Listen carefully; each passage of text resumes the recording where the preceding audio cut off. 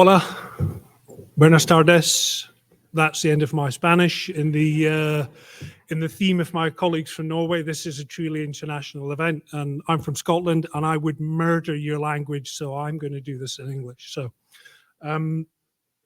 what we thought would help you to know, I'm not going to do much on the business, not going to do much on the interface, etc. We have AI tools, everybody does, so I think we can not spend time showing that. What I wanted to do was really have a discussion about some of the concerns that AI is presenting to publishing companies, which are, we think, unique to publishing. Obviously, there's a lot of AI out there on the wider internet doing fantastic things for people, and it's offering amazing opportunities for people to have ideas. But there are particular concerns in publishing that sort of, to some degree, are not being spoken about enough. So that's what we're going to do today. So hence it, AI on publishing without the pain of the lawsuits, all of which are quite relevant. Who are we? There we go. So we're Glide CMS, mostly based in the UK. We predominantly work with publishers, which gives us a very good sort of opinion and insight into how publishers work and the challenges they face. And that's the case of many of the other CMS people here today. We do 3 products. We do a SaaS headless CMS. We do an end-to-end publishing solution, which is essentially a front end as well. We do a first-party data platform for kind of especially for publishers, kind of really important thing, audience management, etc. I'm Richard, I'm the CPO. I'm a journalist by trade. This will be 30 years since I first started working at a newspaper. So hat tip to my colleagues from Labrador, also journalists. It does give you a really interesting perspective on what a CMS does and what it does badly and how it can slow your day down, which I think is really useful insight. And I'm joined by my colleague Janita, who's the head of our content engineering. She's got the best job because she gets to speak with loads of our clients and sort of discover what their needs are and what cool ideas they have. Here's some of our clients. You'll notice that most of them are in publishing. As said, that's kind of predominantly the space that we aim for because, and I'm going to say many times, publishers have particular concerns. They have particular workflows. They have editorial process that just you will not find in generalized website kind of usage. And we're joined by one of ours today, so another Spanish hola to our friends from Hola today, and also we're joined by Minsight, who are our partner locally. Again, if you want to talk to us about some of the more complex things, you're welcome to pick us up later on. And here's some of the tools that they use, because it's not for us to insist to our partners all the different tools that they have. There are integrations that you're probably all using already that you're really happy with, and it's really important for any CMS vendor, I think, to give you the chance to stick with the tools that you already use, stick with the partners, the developers that you're happy with. It's not our job to tell you who to do business with, really. And lastly, we already do AI. We have Glide AI Assistant, Gaia. And we have an opinion on how this has to work, because I think, again, with the concerns that you have, any AI tools that you use should reflect the needs of your industry, such as it has to be an output, it has to be useful to you, it has to make your workflows faster, has to make your journalists have to do less of those painful, annoying things, has to be ready to use. I don't think you guys should have to have big AI teams and engineering backup just to get AI to work. It should be delivered to you free of charge or no implementation costs and just ready to run. And you know it's well supported, and we do all the due diligence on all the back end. We think you should not be locked into any particular LLM. We have more than 20. You may have legal disputes with particular vendors that provide LLMs and you don't want to do business with them. We can't come to a customer and say, you have to use this LLM. You should get the choice of using lots of them. So I said, at the minute, there's more than 20. Really important thing from our perspective, your IP is sacrosanct.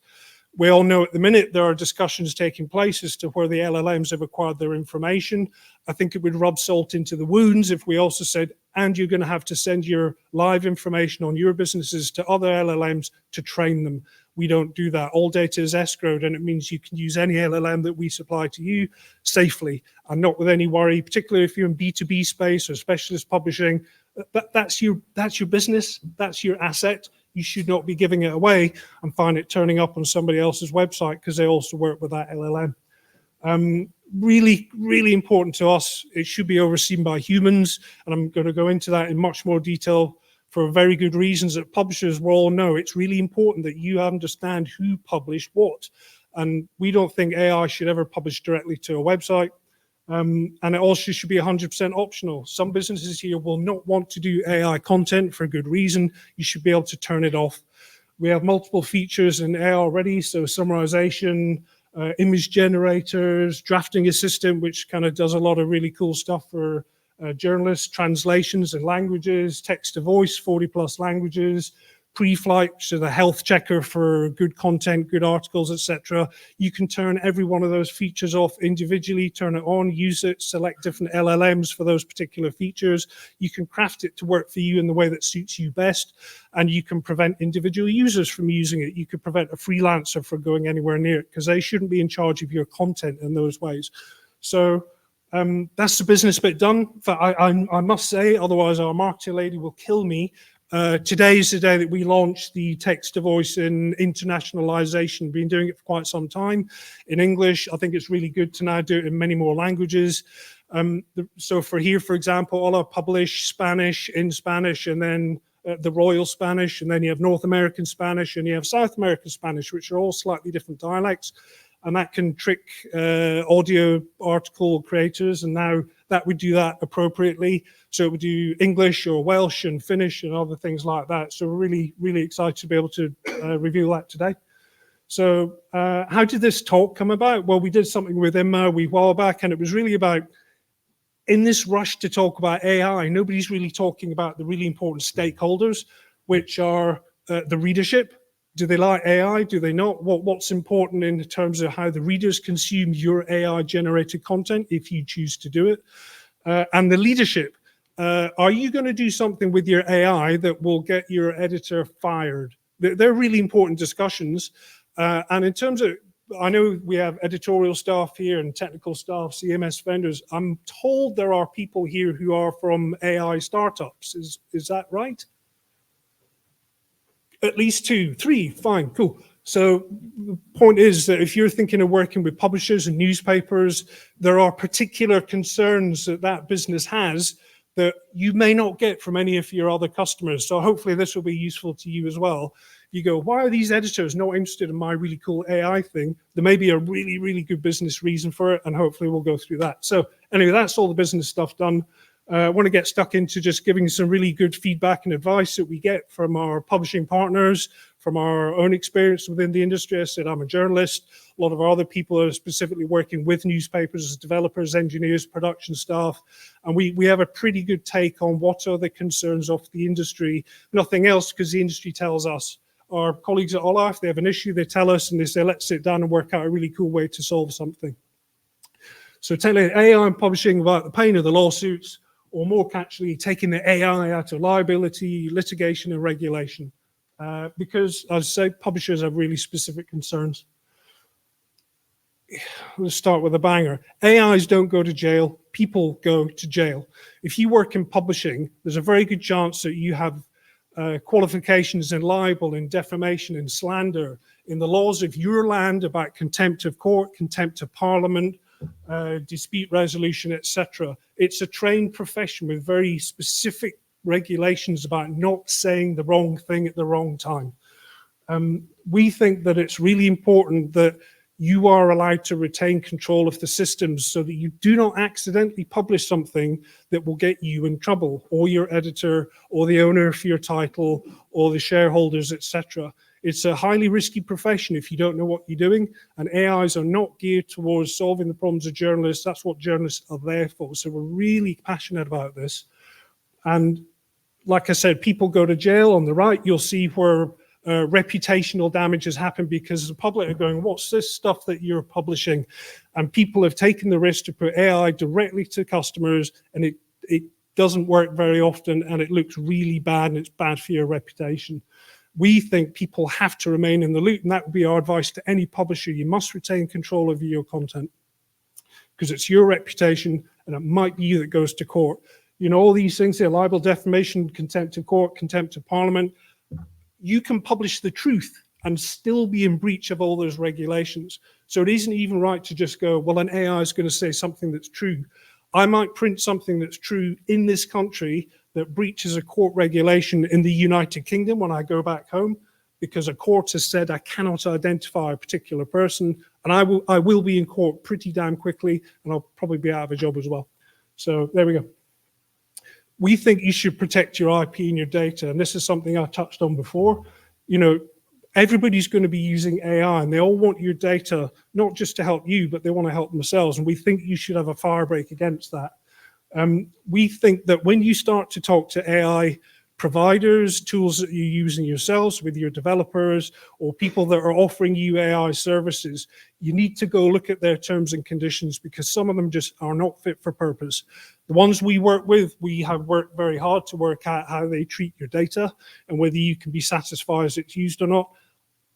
I cannot say that of all the others. So just a word of warning, please check the terms and conditions if your data is going to be trucked off and used to provide somebody else with information that could come back to attack you. You don't want your data surfacing on other people's search results if you haven't given them the right to do that. That's our opinion. And again, to the right there, you'll see examples where people have done it and they've gone, we shouldn't have done that. So AI companies come and go. Listen, anybody that's been in media a long time knows digital platforms provide fantastic services, and they can grab your business by the nose and take you in a direction, and then they can disappear overnight. And you can be left holding the baby, having spent a very large sum of money trying to integrate those tools, make product decisions that will work based on the information you're getting from those tools, and they're going to go bust. Not all of these AI companies are going to survive. They're in an absolute war to survive at the minute. When we can all see this, we observe how they're conducting themselves, and that's fine. We expect some to win, some to lose. Just be really hesitant about, you know, selling the farm to one particular company. Again, this is why we say you should have the right to use anyone that you want. Shouldn't be tied into anybody. Legislation is coming at speed. Now, obviously, the EU are leading with the EU AI Act, and that's the first real glimpse of, I think, solid legislation that we can all look at and go, okay, here is the law that's enacted from 2 months ago. I think this time next year, August next year, it starts to become implementable, and a couple of years they're going to start chasing people. So you need to get your house in order in terms of how you conduct yourselves. In terms of things like, do you have a policy statement on AI? I think you're going to need one. You don't need them right now, but you as an organization needs to be thinking about it at every level. Do you need to flag AI generated content? The EU AI Act says you will need to say where generated content exists, and we expect that to be copied elsewhere. In the UK, that's highly likely. In America, very likely, because they're looking on behalf of consumers. They're worried about AI content not being good and being passed off as human content. So they're going to say, we think you need to flag up AI content. So you need to be able to do that. You need to be able to track your use of AI. You need to be able to audit where it's been used and make a conscious decision to say, yes, we use AI content, and we have to tell people that we've done it. And if you don't, and you use human-only content, you will probably absolutely highlight that as a business advantage. Audit trails and generated works and image, because you are going to get into situations where somebody claims an image you've used is their image. You know, a lot of AI prompting will lead you down the same sort of pathways unless you spend a long time doing prompting to make them unique. So just be able to show your work. There's nothing wrong with using AI images. Some of them are fantastic. I use them myself a lot, but you need to be able to show that where it's come from. So again, this is an audit and housekeeping measure. Don't just throw this stuff out there and expect it never to come back to bite you, because we know these laws are coming and they will ask you, you need to be able to show this stuff. And if you don't, we think there's a liability there for you. You're asking for trouble. And here's a really good one at the end. LLMs being forced to show their data. This is something the EU AI Act is doing, and Governor Newsom's just done this in California. It looks like, okay, here's some things we're doing. At the very least, we want these LLMs to show where they got their information from.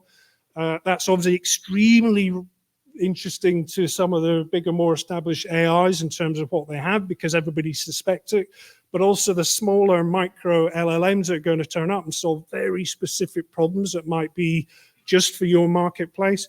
It's really good for you to know whether or not they've already scraped your site and taken some of your data. So yeah, I think that's a really positive thing for us. You need to track your AI imagery usage. It's going to refers back to something I said before. Again, we just think this is asking for trouble if you don't at least have a measure within your workflows to say, this is where this image came from. Here are the things like the prompts that we use. We know that AI images cannot be copyrighted. That, for the time being, that's not changing. That is a piece of law that is still being negotiated in courts from all over the world. But for now, your prompts might be your IP. So you can't copyright an image, but you may well be able to regard as the IP of that image is the prompts that you use using a particular model. If you want to start going down the realms of, I have an AI image and I want to assert an ownership of some kind over that image. Next is, we think you should retain your non-AI workflows. Really important. I think it's easy for us all just to go, bang, we've got AI across our estate and it's affecting everything that we do. But I think it's really important to have a non-AI workflow for multiple reasons. One of them being AIs can stop working. You need to think kind of in the worst case scenario, if that AI company goes out of business or their infrastructure doesn't work with yours anymore, your systems still have to work. Your journalists still have to be able to do their job. So the AI should be an advancement from the fallback position, which should always work. I can't not get stories out just because an AI has stopped working for a day. Some of these AIs are new, they're young, they're small, some of them are really big and well established. Don't be trapped in a position where your system doesn't work because an AI has gone offline. Secondly, and this is part of the EU AI Act, you cannot assign other people's content into an AI without their permission. And that's really important. If you're doing a deal with somebody like a celebrity or a freelancer or a specialist in the space, let's say you're doing a book serialization, it's very likely they're going to say, you are not putting my work into an AI. I need an opt-out for that. And I think it's important you have those. In terms of your own writers, you will need to look at your contracts for how that works. At present, you cannot put your freelancers or writers' work into an AI. So there'll be a lot of contract law that says, if you work for this company, we have a process for AI, et cetera, but you can't do that unilaterally. It probably has to be negotiated and established in a contract that they sign. Very interestingly, in the UK recently, a very well-known art critic called Brian Sewell, who died some number of years ago. The big London newspaper called the London Standard, Evening Standard, revived Brian Sewell to do a review of a Van Gogh exhibition in London. And very, very explicitly in the press release that came out was, the estate is very happy. And I think that's a really conscious choice of words, because you cannot assign the content. A person has to do it, and if that person has passed away, the estate has to do it. So they've done their due diligence, but it's really important you don't just throw all your workers' work into AI, because the EU AI Act may mean that you regret doing that. So please do look at your contracts for your staff and your freelancers as soon as possible. And as we say, in terms of, let's say you're doing a negotiation with somebody, they don't want your work, particularly picture suppliers, let's be honest. They are absolutely paranoid that their work is not being picked up by you and put into third-party LLMs. Again, please make sure that you can prevent that from happening. Otherwise, you will be the middleman in a lawsuit that you don't want to be part of. And again, your business might change its opinion on AI. Some people are thumbs up with it, some people are thumbs down, and we've seen them go either way. So retaining those non-AI workflows is really critical, I think, to just making sure that you've protected yourselves. And that's predominantly what this conversation is about. As more AI takes place, and the shocking statistic in the bottom right is something like one of the large technical companies did a bit of research on content on the internet, and they worked out 57% of current content on the internet has been through a translation of AI or ML of some kind. So there are staggering amounts of AI content out there already. Some we spot, we can tell now. We've seen a surge in sort of pure AI generated stuff. Terrible word for it is slop or slime.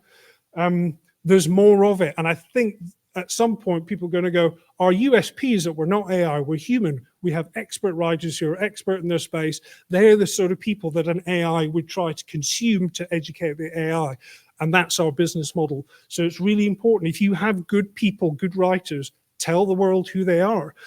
We've been told we should be doing this for years for SEO purposes, have author pages. It's really good for SEO, and it is, but I think it becomes more of a business mandate for you to explore, okay, who are these writers? If we have human beings, let's tell the world that we have them. Because once all AI generated content exists, it starts to look the same. And then it's all about how your prompts were to make it look like my magazine, not like that magazine. Well, that other magazine can do that as well, and they can look like you in a hurry. Your people are kind of what makes you special. And as we say, people still pay the bills. I buy from people. And this kind of last one, we used to say, one of our major partners says, friends don't let friends build data centers. And we kind of say similarly, shamelessly stealing it, friends don't let friends build CMS.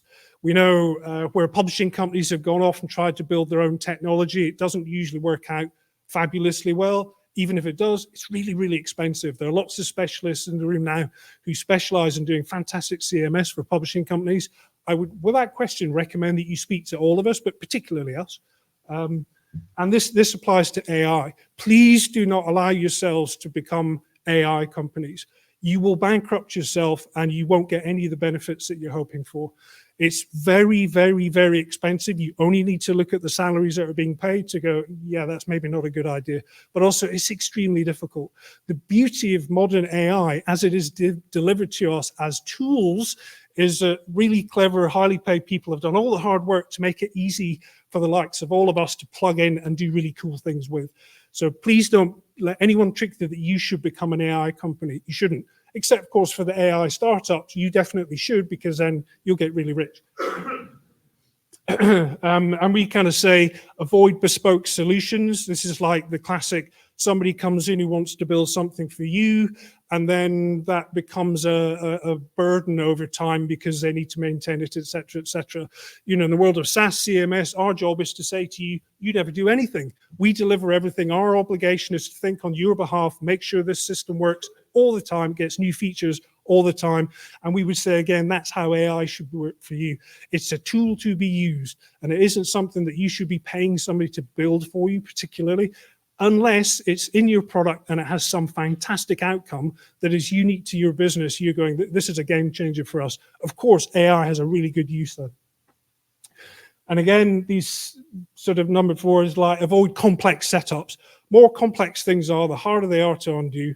And by the time you find that you're not quite on the right path with it, it becomes really, really, really difficult to roll back.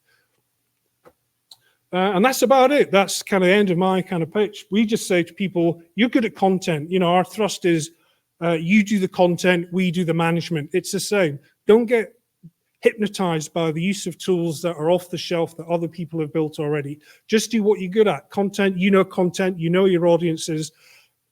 The technology should be something that's subtle and just works for you. And that's it. So how to follow us? Well, obviously, website. We have a Substack. We have a few thousand people on that now. I'd recommend it nearly as much as I would recommend Jorge's CMS MAG, of course. And we're on AWS Marketplace as well. If you want to talk to us more, I'm here with Janita. We're seeing some people later on, seeing our customers again tomorrow. And Minsight, one of our partners, are in the room too. And that's it. Thank you very much indeed.